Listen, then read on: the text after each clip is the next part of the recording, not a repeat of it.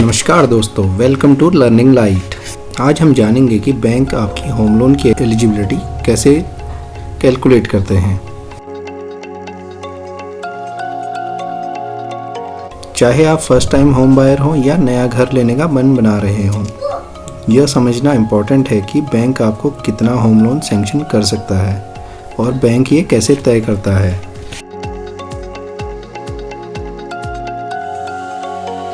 आज के इस वीडियो में हम आपको आपके सपनों का घर बनाने में मदद करेंगे और उन की फैक्टर्स को डिस्कस करेंगे जो आपकी एलिजिबिलिटी को डिसाइड करती हैं। So let's dive in. जब भी कोई होम लोन के लिए बैंक जाता है तो बैंक इन 4 एंगल से लोन एप्लीकेशन का वैल्यूएशन करता है। ये 4 चीज़ें हैं: टेक्निकल, लीगल, वैल्यूएशन और फाइनेंस। इन चारों पिलर्स को डिटेल में समझने के पहले जान लेते हैं कि होम लोन कौन ले सकता है, एज क्या होनी चाहिए और किस किस पर्पज़ के लिए होम लोन लिया जा सकता है। Salaried class, businessman, self employed और प्रोफेशनल्स जिनकी एज 18 से 70 तक है वो होम लोन ले सकते हैं। कुछ बैंक 75 वर्ष की आयु तक भी होम लोन देते हैं। यदि आपको अपनी ज़मीन पर घर बनाना हो या ज़मीन खरीद कर घर बनाना हो या बना बनाया घर खरीदना हो या एग्जिस्टिंग घर में कुछ एडिशनल कंस्ट्रक्शन करना हो तो आप होम लोन ले सकते हैं। अब देखते हैं लीगल असेसमेंट। बैंक अपने पैनल एडवोकेट को प्रॉपर्टी के पेपर दिखाता है और एडवोकेट पेपर्स को चेक करता है और रजिस्ट्रार ऑफिस के रिकॉर्ड्स को भी वेरीफाई करता है और फिर बताता है कि प्रॉपर्टी का टाइटल क्लियर है कि नहीं, प्रॉपर्टी में किसी तरह का कोई कानूनी विवाद या इनकम्प्रेंस तो नहीं, और साथ ही साथ ये भी चेक करता है कि प्रॉपर्टी बैंक में मॉर्गेज यानी बंधक बनाने योग्य है कि नहीं। Technical assessment. बैंक ये भी चेक करता है कि जो प्रॉपर्टी आप ले रहे हो या जिसमें घर बनाने की सोच रहे हो वह अप्रूव्ड एरिया में हो, घर का अप्रूव्ड मैप यानी नक्शा हो और प्रॉपर्टी इजीली मार्केटेबल हो यानी बेचने योग्य हो। इसके बाद बैंक अपने पैनल इंजीनियर की मदद से प्रॉपर्टी का मार्केट वैल्यूएशन भी निकलवाता है जिससे कि ये पता चल सके कि प्रॉपर्टी की प्रेजेंट वैल्यू क्या है।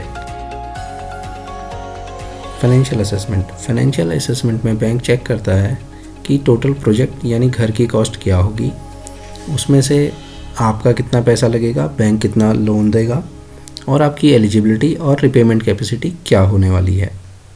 आइए आप देखते हैं कि आपकी एलिजिबिलिटी बैंक कैसे कैलकुलेट करता है।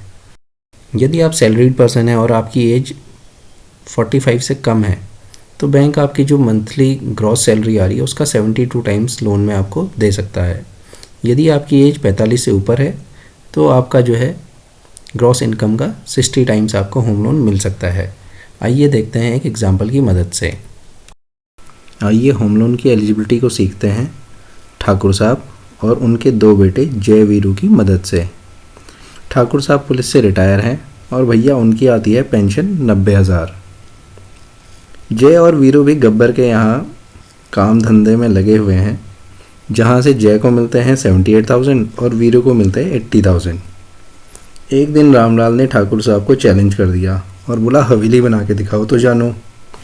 अब ठाकुर साहब हैं चिंतित कि हवेली कैसे बनाऊँ, पैसा कहाँ से लाऊँ, कुछ समझ नहीं आ रहा था।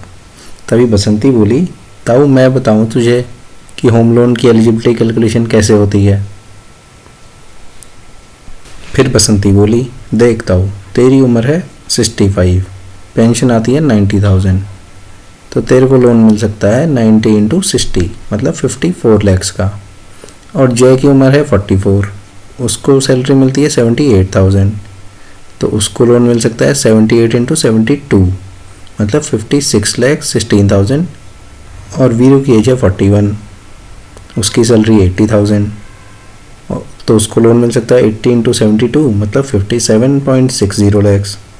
अब तुम तीनों को मिला के जो मिलेगा लोन वो मिलेगा 1,67,76,000 का।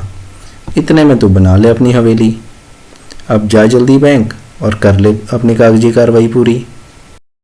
साथ ही साथ बैंक यह भी देखता है कि प्रपोज्ड ईएमआई के बाद आपके पास आपकी मंथली सैलरी का कम से कम 40% बच जाए, जिससे आप अपने खर्च पूरे कर सकें। उम्मीद है इस वीडियो से आपको कुछ नया सीखने को मिला होगा। ऐसा ही कुछ नया सीखने के लिए hit the like and subscribe button और हमें कमेंट करके बताएं कि आप क्या सुधार देखना चाहते हैं। धन्यवाद। जय भारत।